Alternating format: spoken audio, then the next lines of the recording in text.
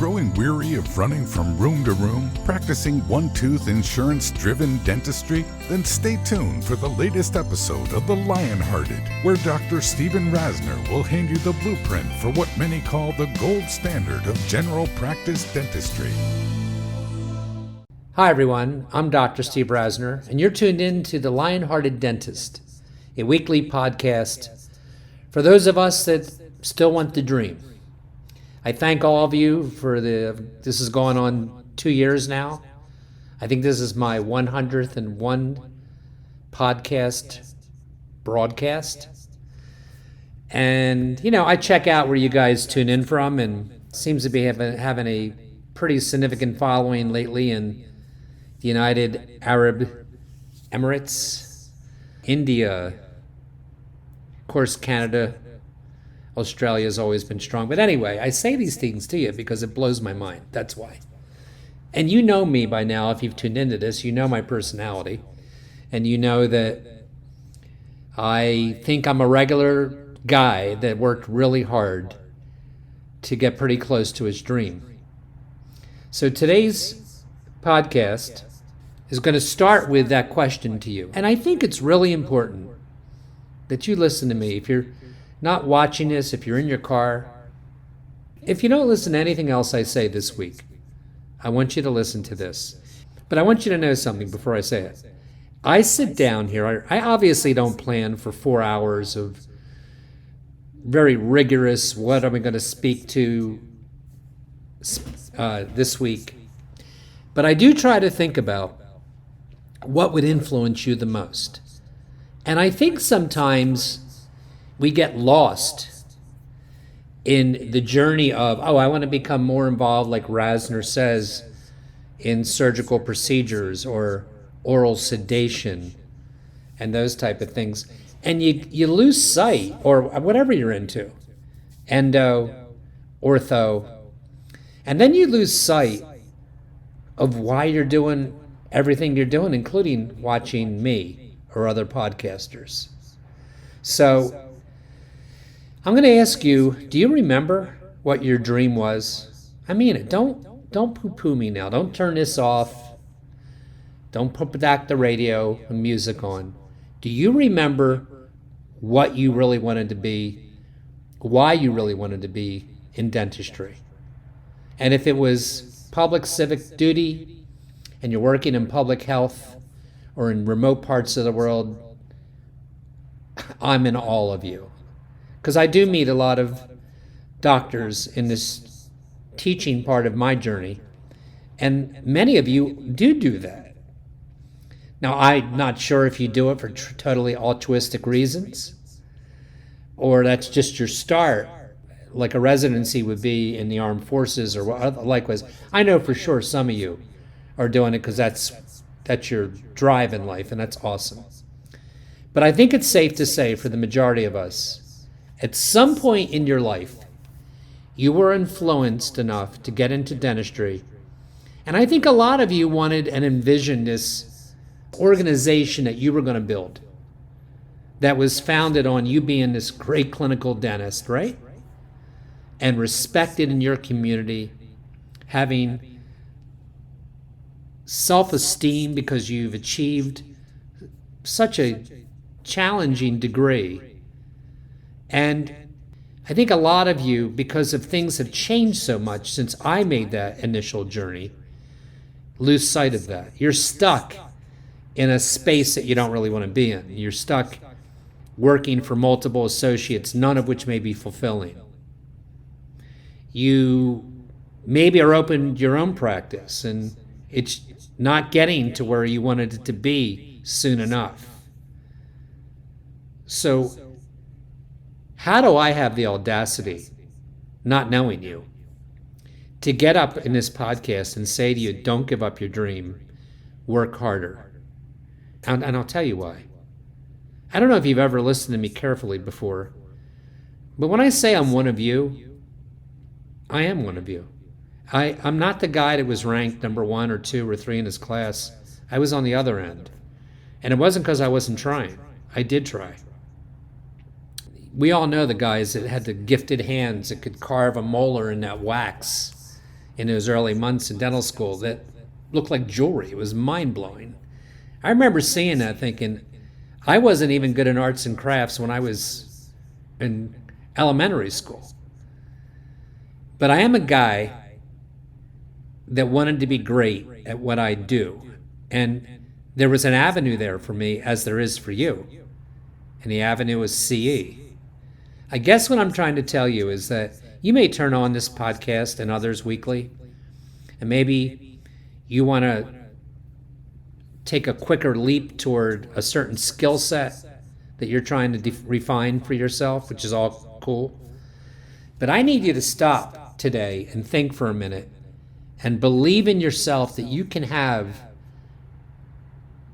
what I have or some form of it, because I didn't get here any other way other than just hard work and perseverance. It's not because I lucked into a family practice that was a multi-million-dollar practice, or I was a superstar dentist from the beginning, because I wasn't. I mean, I wanted to be. It wasn't that I didn't care. And it wasn't that I didn't have amazing conflicts and challenges over the 40 years I've been in this. And we all have different ones. Maybe you opened up in an area that is more challenging than my area. That's hard for me to believe, but maybe that is true.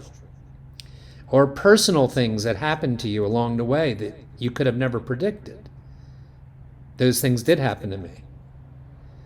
And sometimes in this road that you're on, you feel so alone, and is this ever going to get to where I want it to get to?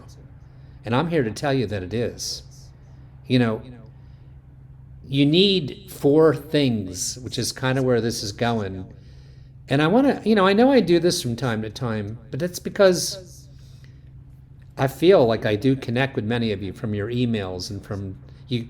Those I connect with say the same things about, you feel like I'm talking to you, and you really appreciate my candor and my honesty, which I know you can see coming off the screen or hear coming off the audio, because it is real. And number 1, the 4 things you got to keep reminding yourself is that you have to care enough. Nobody's coming to rescue you, man. I don't know, maybe some of you have inheritance coming your way. Most of us don't. And even if you did have that fortuitous situation in your life sometimes, don't you want to go out and graduate from your dental school and believe that you don't have to become a tentacle of a toxic insurance company or remain in an unfulfilling relationship, if that's what it is, as an associate? You absolutely can have it. You need to remember that when I speak to you about this practice I have in this challenging area of New Jersey, I am the only fee-for-service practice in that area. I mean, it's not like everybody's doing what I'm doing. So it makes you stand out. And you would think, how can you endure that way? Well, I've endured that way for many, many, many years. I wasn't always fee-for-service. So you got to remember that. It's okay to make the transition, but you can. And I'm going to talk about that in a minute. Because the revelation of its effects on your overall practice are astonishing, going to a fee-for-service. But you've heard me tell you that there's so many components to my practice that are responsible for the outcome of it. But walking in to this thing you created on Monday morning, walking through your reception area, that's what I do. Maybe you have a back door. And realizing that the people sitting in that waiting room believe in you. They do right that moment. And that the people that you pay weekly believe in you. I don't know. Maybe it's more fulfilling to make $1 gazillion in real estate or some other way. But I'm telling you, it's a really a space for many of us that we appreciate. And you can have it and do that. That's not just me saying it to you. I would get that you would say that if I was the deceased, God rest his soul, Carl Misch, who was one of the fathers of implantology and was the number one in his class. He was lecturing in Europe when he was in dental school. He's 6'3", handsome, played professional baseball or semi-professional baseball. You and I, most of us, are just, I don't know if we're regular Joes, but we don't all have those astonishing genes that some of our colleagues have. You also have to be relentless. And when I say that to you, so I said you have to care enough. I mean, if you don't care, if you've given up, then I don't know if I can convince you otherwise through a video or through an audio. I hope you can tell I am stone cold sincere in my words right this minute. They mean a lot for me to get this to you. But you also have to be relentless, because when those things happen that you don't predict, divorce, somebody gets sick in your family, you get sick, you're on the verge of bankruptcy, all those things I have been, by the way, everything you just heard me say. You feel very much alone at times, and is this ever going to fulfill the dream that I once had? And you just have to want it bad enough. And it's not unique to dentists. It's a common thread in most successful people. They don't give up. They don't give up because they want what they want so bad. And why we're wired that way, I'm not sure. But I'm telling you, you have to be relentless, which means, bottom line to that is, you can't be willing to give up quickly when things don't go your way. You have to be willing to do. If you're not where you want to be, then you have to be willing to do more than you're doing now. Do you hear me? You have to be willing to take more CE, to have more meetings in your office than you're having now, to make changes, to be brave. I mean, if you're not willing to do more than you're doing right now and you don't like where you're at, then are you kidding me? And brave is what I just said, and I mean it. It takes bravery to sit down and restructure your office so that you have meeting time. You're not going to change if you walk in from what I'm telling you or somebody else next week and you have a real quick 3-second conversation with your office manager. That's not a meeting. No, it takes you to change, to actually change. You want to get out of the toxic insurance that you're in? Then you have to plan to get out. You just can't walk in on Monday, turn the switch. Most of us can't do that. You have to plan for the transition to get out of it. And that does take bravery, because you're scared you'll lose a lot of patients. And you have connections with these patients. And you will lose some patients when you drop out of PPOs and any insurance company that you're dealing with. There's ways to battle that, and I've asked you to write to me. There's letters that I used, and that doesn't save them all. But, I was thinking about this. You know how you wake up in the middle of the night and you get these thoughts that come to you? It's so obvious why many of you struggle with your new practices. For you to consistently take a 30 to 40+% cut from an insurance company in your fee is worse than you know it is. Let me tell you what happens when you finally make that move. It is scary. And you literally are seeing less patients per day, sometimes by default, because in the beginning, you'll lose a section of them. I don't want you to think you'll lose all of them, because you won't even come close. There used to be an old joke in dentistry that double your fees. This is back in the 80s when we didn't have the problems that you have right now. They say double your fees. You won't lose 50% of your patients. You won't lose half. So you'll still have a bottom line net of more than you did before you didn't double them. I'm not telling you to do that, obviously. I'm telling you that that's what I mean about being brave. And I know it because I felt it. But when you start banking and running your business on 100% of the fee that you've been charging for years but haven't been getting because you're involved with a number of insurance companies, it's astonishing how your cash flow changes, how your bank account changes. I just think what happens is that the majority of us, for some reason, don't do the things I just said to you. You forget what your dream was. You don't care enough to change it. You're not relentless enough. It's easier to go with the flow. I know I'm getting intense, but this is intense to me because I care about you. There's too many potential hidden superstars in this profession watching this podcast right now or listening to it and not doing what I just said. You don't care enough. It's not that you don't care enough. You just don't want to expend the energy required to make the change. Or you're intimidated by the fear of what may happen when you start having changes. The fear of having an hour and a half meeting every 2 weeks, because sometimes that's what it requires, when your office isn't even producing. You're sitting there talking and planning. What are you, crazy, Rasner? No, I'm not crazy. I'm telling you exactly what you need to do to change. And I told you, even if you go back to the podcast on how to run those meetings, that you don't just walk in and start espousing a random stream of consciousness ideas. You go in organized. You plan it. All this takes time.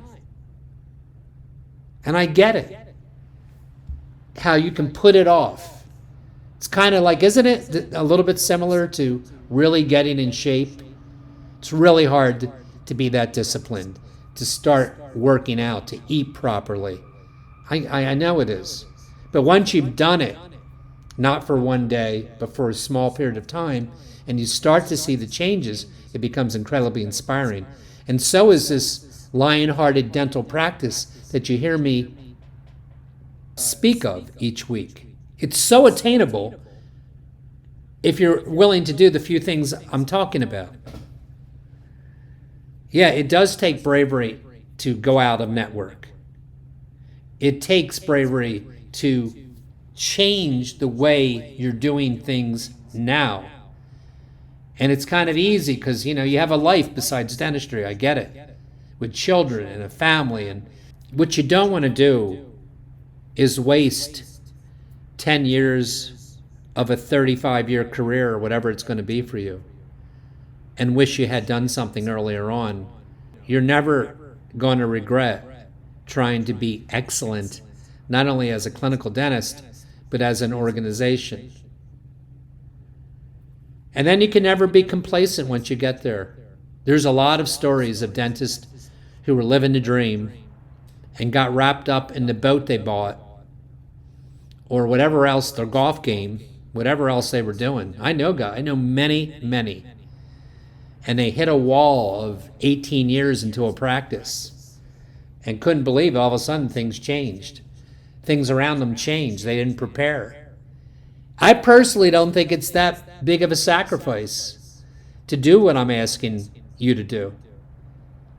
I mean, you've heard me say it many times. I mean, I am in this 40 years. I am 66 years old. I probably am more involved post-corona, since this pandemic came upon us last March. I'm more involved with minutia and detail than I used to be. I find myself, I'll give you one example, and this may be nothing to you, particularly to the paperless offices. We're not paperless. But at the end of a day, I find myself with all new patients now. This is something I've been doing since we came back to practice in May of 2020. So I find myself doing things even after 40 years that actually require more time. If you were here right this minute and looked to my right, you would see a couple books on bone grafting that I brought home this weekend because there were some things I wanted to look back up. And every week I make myself a little list to check out clinically, things that, part because I teach and part because I daily have these experiences. My practice is very, very surgical, and I guess I would file that under relentless. And I really find myself stepping in and managing things in my office, which may be a big turnoff to some of you. I guess it'd be much more positive sounding if I told you it's completely on automatic pilot after you put in 3 or 4 years of this. So that's what I'm getting to. It's not. Sometimes you think it is, and there are some things that you don't always have to do at the same rate. I would say to you, in recent months or years, certainly a little bit after Corona, I had a lot of meetings again, right before we came back. But for the organization, I find myself much more involved with departments and individuals than I do my entire team, because I have found for my practice recently that's more effective. But when you need to make serious organizational, cultural changes, and that's not pie in the sky silly talk. When I say something like that to you, that means when people come into your practice, think about it for a minute. If they're going to pay more out of pocket, which they are, under the Lionhearted dentist blueprint, that means you're going to be somewhere more towards fee-for-service than you are now, or completely fee-for-service. Those patients pay more. And by the way, should that be like a weird concept to you? Don't you pay more for certain things like food, clothing, a car, if the item that you want to purchase you perceive as having higher quality? Of course you do. So why can that be that way in medicine, or in our case, dentistry? That's what it is. But then you have to work constantly to live up to those standards so that patients come in and they can feel and see with their eyes and hear the difference. Let me tell you something. I often have patients, like I know you do, not enough, that randomly at some point during a day will say, "Man, you have a great staff." I mean, they have no reason to say that. I didn't just discount a fee or something. They feel it, they get it. And that inspires me to want to do it more. It's certainly wonderful when it's everywhere in my practice, when they compliment me on a clinical case I just put in, when they compliment me on the auxiliary staff that helped me put that case in, or the front desk team that's responsible for catering to something they needed done. But that takes a lot of energy, man. And that's where this talk came from, that you can't be complacent. I'm different than I was a year ago. I am, in running my practice. So I want to kind of end this week's podcast with a retake of what I'm getting at. And then I want to say to you that I will be certain next week to pick up and go back in on the case presentation nuances that are so responsible for us just killing it again right now. And when I say that to you, I'm a little cautious because I don't want to come off as like I'm bragging about it. It's kind of like I'm saying to you, I'm in awe. Like I didn't know what to expect when we came back. And at least right now, and I guess we've been back 4 months, it's working out really well. I'm working less patients per day, for sure, less patients per week, but really good systems in place that I try to share with you on this podcast that are working. About if you had 2 qualities to brand for your practice, for you dentists in dental school, your dental students, for a young dentist, for those of you out that are struggling, the branding of you can trust us, we are not going to sell you, our confidence comes from the work that we deliver. And when I say that to you, even the best clinicians in this country at times stumble. So are you honorable about that if you should be? So what I mean by that is, if I have a patient I placed an implant on 4 years ago, and I start to get bone loss, and I don't really know what happened, but they've been a consistent patient like I asked them to be, I am completely accountable for that case. 100%. Meaning, if it's borderline that I can treat the peri-implantitis, or I just really should back it out, start over, I'm totally, there's no hesitancy for me to start over and give back the product that they paid for handsomely that belongs in their mouth. Not the one with early crustal bone loss that I watch for 4 years until it fails, and then I have to do all that. It's just, when you do a lot of surgical and prosthetic procedures, which I do, you're going to have failures sometimes. So the confidence comes from, we're going to deliver an amazing product to you. I'm going to use a lab that most colleagues would not be willing to use to provide aesthetic restorations that I think most guys cannot do with a CAD cam in their office. And a lot of colleagues wouldn't be willing to spend the money required to get that type of lab to produce those results. And also the confidence that if something goes wrong, you're doing a giant case, it's implant combination case, things can go wrong in those cases. And they have the confidence that I will stand behind my work when I need to. So that's what I mean, trust and confidence. I think that's a good point to end this week on. When I come back next week, I want to focus on what sounds like it wouldn't work, but I don't know if I've ever heard this, but the low pressure case presentation is where it's at. I'll leave you with this. It's the opposite of learning buzzwords and, trying to identify why they say no and working down those resistant factors. Are you kidding me? Is that what you really want to learn?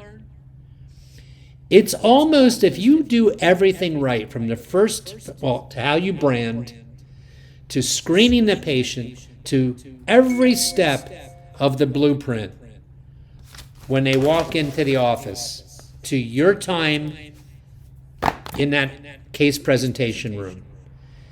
It's almost like if you give off the atmosphere that it doesn't make a bit of difference to you business-wise if they accept a case or not. So in other words, there's no pressure. They almost want it more. I'm completely convinced of that. And that's a beautiful thing.